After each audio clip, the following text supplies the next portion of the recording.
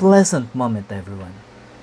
Welcome once again to the JERVIN Eagle Viewpoints, a routine and a habit that is already possessing us every day in our lives. This very moment, let me thank all the subscribers, the people who liked, and the people who shared our vlog. Thank you for letting everyone know that there is an alternative opinion circulating around, ready to help them understand simple issues that may not be very familiar to all of us. To pacify our acids and calmly push through with our issue for the day, let us first seek God's guidance by meditating on a biblical gem, which is found in 1 Corinthians 10:31. It says, "Whether therefore you eat or drink, or whatsoever you do, do it all to the glory of God." Do it all to the glory of God.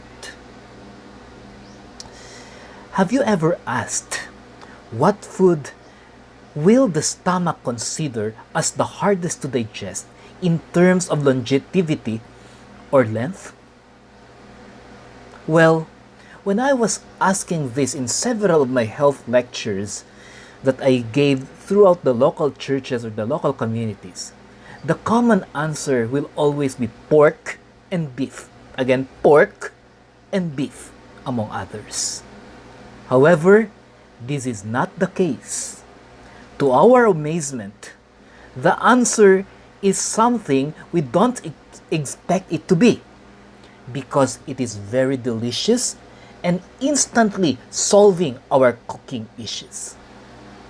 Ladies and gentlemen, vlogsters, here is our issue for the afternoon.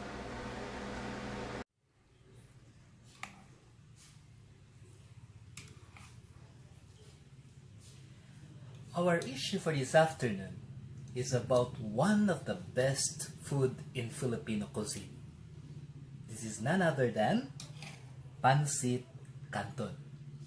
That's why the title of the focus this afternoon is Pancit Canton in 120 hours, the greatest Calvary to the human digestive system. Come and see again. This is how we cook Pancit Canton. Very easy. You just submerge it in water, and then in 5 to 10 minutes, it's already done. After 5 minutes of boiling, you drain the canton and then place it on a saucer like this, and then you get the oil and then place the oil. Take note, dear vloggers, about this oil. This is the most important part of our vlog this very moment. So we will mix this and later on taste our very favorite Pancit Canton. Now the question is, Pancit Canton in 120 hours. Is this the greatest challenge to our digestive system?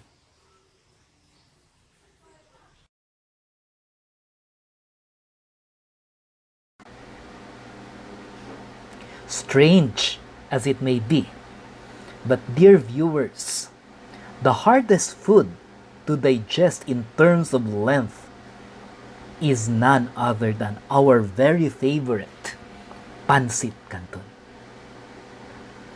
According to a research conducted by the Nutrition and Dietetics Council, it will take the normal digestive system 4 to 6 days, or an average of 5 days, or in ours it is 120 hours, to completely digest 1 pack of cooked and mixed Pancit Canton. Why is it hard to digest Pancit Canton? Well, it is because the noodles in this packing, after being heated, it will mix with oil and seasoning. And on the process, oil is incorporated with the noodles, making it act like oil itself. So what is the normal actuation of oil if it will be paired or combined with water? Well, we all know that oil will always go above water or liquid, and it will never mix or submerge in water.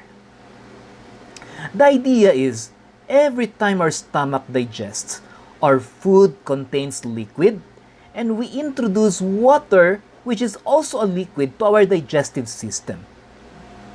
So when digestion starts, this Canton will float above water, and it will not be digested. When the stomach notices that the food contents are already digested, it will stop digestion and excrete water, and by then, the Canton which is floating will settle down, okay, because water is already gone. But the stomach and the digestive system is already done with digestion for that moment. This routine will continue in every meal for an average of 5 days or 120 hours. Imagine, there is no digestion but only stockage of Canton which can already rot. That is why Pancit Canton becomes very hard to fully and completely digest in a short period of time. Next question is, what is the danger if Pancit Canton is repeatedly staying in the digestive area in long periods of time? Well, it is just like food that we serve on top of our tables. It gets rotten after 24 hours, after 1 day, or 24 hours. From that period to the 5th or the 6th day, the rotten objects becomes the host for bacteria as agents of decomposition. This is also what is happening to our stomach. Take note of that. Because there are rotten objects there caused by indigested Pancit Canton, which always floats during the time of digestion, bacteria will be attracted to that area, and then it will pull there, and the sad thing is, bacteria will not only feast on the rotten Canton, but it will even swallow the area where the Canton is lodging, which is the walls of our stomach.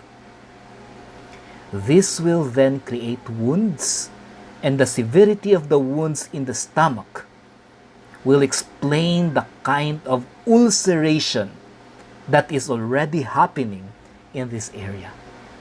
Yes, dear vloggers, dear viewers, this is a very good avenue to encourage ulcers in the gastric area. So, what do we need to know more so that we will not just wake up one day agonizing already in ulcerative pains? Well, number one, if it is really unavoidable to eat Pancit Canton, be sure to have a distance of 4 days at least from a Canton meal to the next Canton meal. Again, okay, if you eat Canton on Sunday, Monday, Tuesday, Wednesday, and then you can eat Canton again on a Thursday. 4 days in between.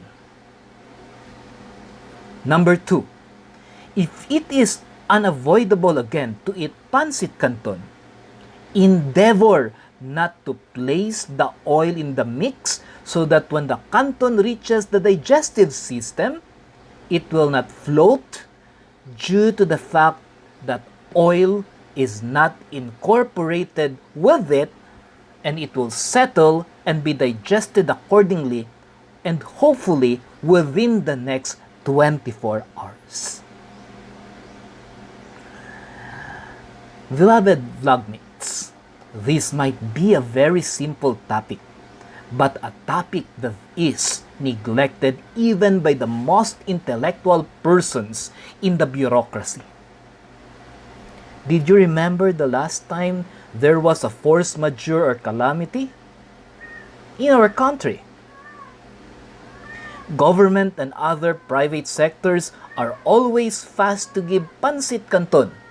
Sometimes I question. Is the government and the supporting private sources hurrying up to terminate the victims of calamity? That is why they are giving food that in the first place cannot be eaten in 2 straight days. Otherwise, it will yield significant health problems in the gastrointestinal area, which if prolonged or neglected will someday become fatal and deadly.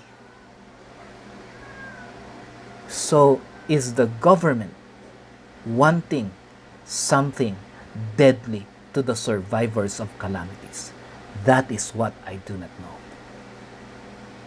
This vlog is not a hate vlog for manufacturers of these synthetic packed foods called Pancit Canton.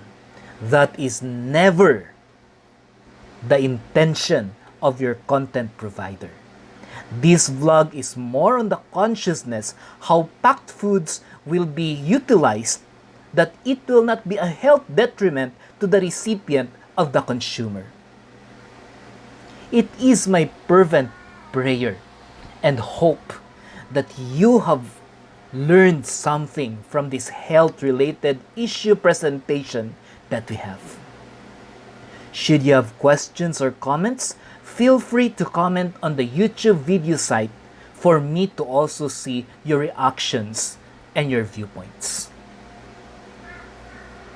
Again, this is your vlog site amigo, Pros Gonzaga Jr., known to my students as Sir Noy. Thank you for sharing your time talking with me about one of Filipinos' greatest pastimes, the Pancit Canton. Till the next issue to surface in this vlog site, JERVIN Eagle Viewpoints. And that's the way the eagle hooked the prey. Have a great, nourishing day to all of you vlogmates. God bless!